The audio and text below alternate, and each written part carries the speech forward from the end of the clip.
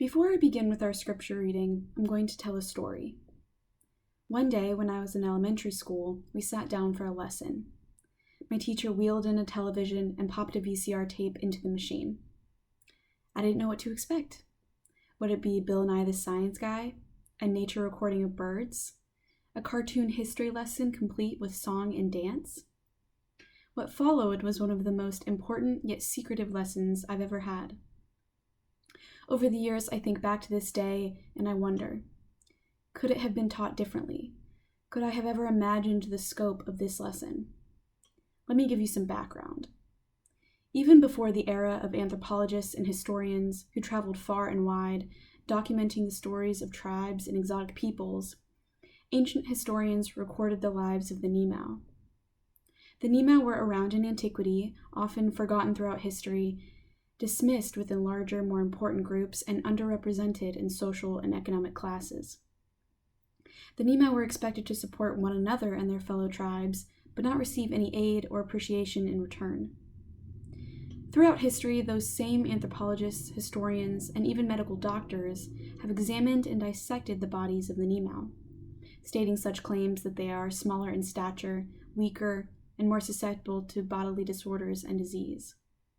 These reviews and eventual studies were harsh, but one thing that they had right was that the Nemau were experiencing something different than other people around the world. During their lifetimes, on average, every Nemau underwent 7 years of significant physical trauma. The Nemau's researchers, doctors, and outsiders saw their bleeding wounds, their swelling skin, their rashes, sweat, pulsing, aching bodies, and were afraid. Blood poured from the Nemau, so much so that it would soak everything those wounds touched. And every blood-soaked rag, bed, and article of clothing was treated just like the Nemau, as something to be disposed. Outsiders condemned the Nemau and separated them from their surroundings, ensuring those outsiders were safe from any possible contamination. Afraid that the Nemau's painful bodily afflictions would infect the surrounding communities, the Nemau were quarantined, only allowed back into daily life after arduous cleansing rituals and days, if not weeks, of time. The video that my class watched that day was the story of the Nemau, the story of those who underwent this trauma, lost, forgotten, and made invisible throughout history. Today I reclaim their stories and bring light to their intentional darkness. Today I lead us toward this story of secrecy, of taboo, and of blood. Our scripture reading for today is from the book of Leviticus, chapter 15, verses 19 through 30. When a woman has a discharge of blood that is her regular discharge from her body, she shall be in her impurity for 7 days, and whoever touches her shall be unclean until the evening. Everything upon which she lies during her impurity shall be unclean. Everything also upon which she sits shall be unclean. Whoever touches her bed shall wash his clothes and bathe in water and be unclean until the evening. Whoever touches anything upon which she sits shall wash his clothes and bathe in water and be unclean until the evening. Whether it is the bed or anything upon which she sits, when he touches it he shall be unclean until the evening.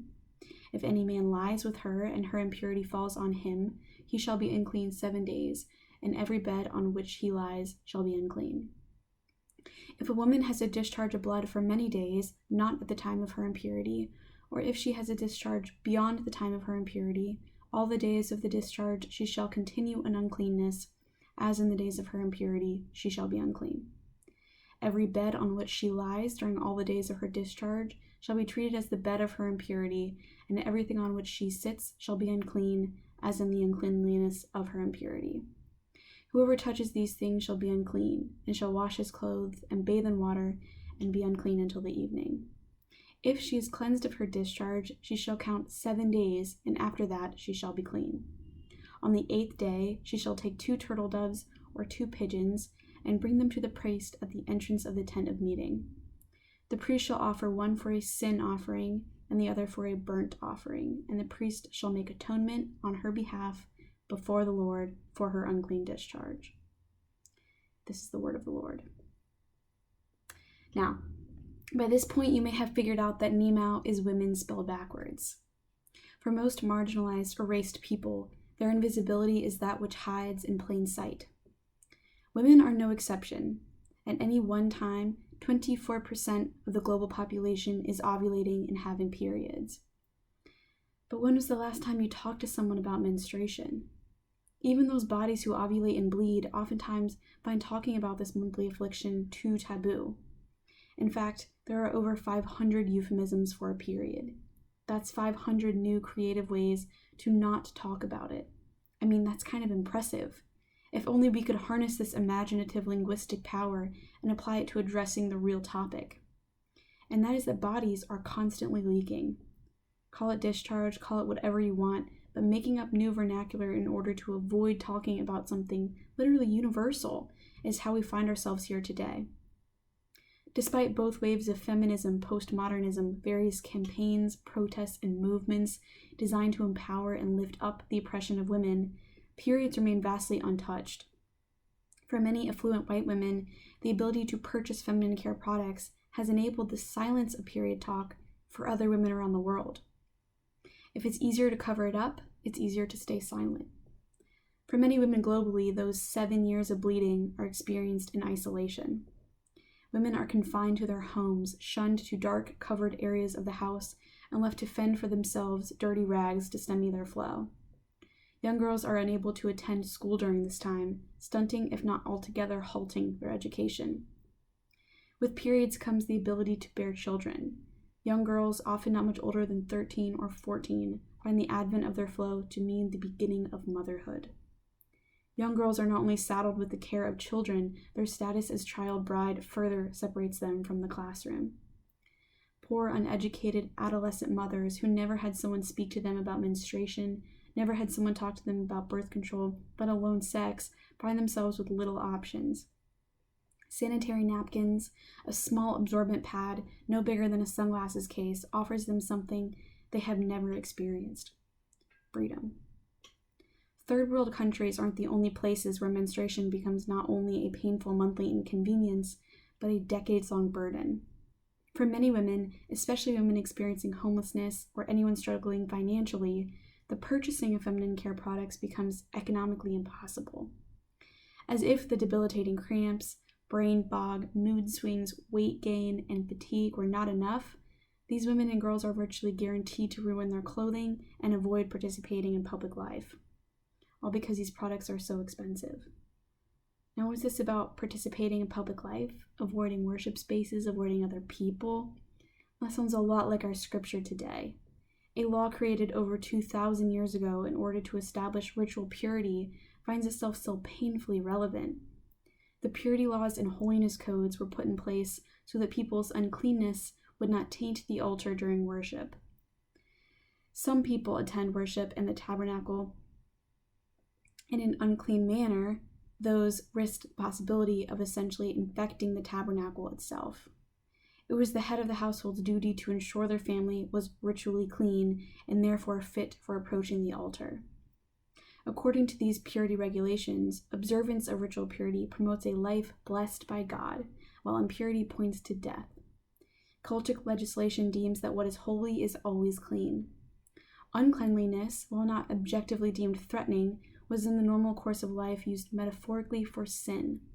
Therefore, not only were menstruating women deemed unclean, subject to isolation and later cleansing rituals to rid them of their uncleanliness, their impurity as sin naturally led them to being perceived as sinners. Being a menstruating woman compounded the already marginalized status of women in general. Now, those already experiencing oppression were seen as sinful for simply who they were. Their bodies, at once revered for their childbearing ability, are also bearing the weight of being inherently sinful. This interpretation of women's bodies has outlived almost every other ritual purity law. It makes me wonder what happened to the other purity laws. It makes me wonder what it was that made this one stick around. I don't recall there being any global taboo around shaving one's beard or wearing clothing made with 2 different types of material. Even meat eating and tattoos are more common than ever. What is different with female purity laws has to do with the benefit that the oppression and marginalization of women has on the other members of society. It was financially, socially, and politically beneficial for men if women were to be excluded from public life a quarter of the time. And it still is. With the advent of widespread feminine care products, women have been able to complete their education, enter the workforce, decide when to have children, and ultimately participate in those parts of life that they were previously shunned from. But this possibility is still only relevant for a small percentage of the global population. People who have and plan on transitioning must face even more challenges when accessing these products. Others who find themselves unable to bear children find themselves in a double bind, perhaps relieved from having to worry about purchasing products or the accompanying monthly symptoms, yet deemed as broken by a society that sees motherhood as the norm. While it may seem uncomfortable and even inappropriate for me to bring up menstruation in the pulpit, it is absolutely necessary. Revealing hidden oppression like that found with periods is a first step toward removing the stigma and taboo around monthly bleeding. But it's not the only step. We must cast a critical eye on political measures taken to continue the oppression of women, like the pink tax and the tampon tax. We must make visible and addressed who has access toward not only purchasing products, but affording products. Finally, exposing the gaps in our cultural awareness so that social laws aren't stuck in the time of Leviticus will do more than modernize the workforce. It will ensure that the oppressed, voiceless girls and women around the world are attended to with Christ's vision. Maybe then I won't have to use a code word like Nimau to get your attention about the importance of menstruation. Maybe then periods won't just mean the end of a sentence. Thanks be to God.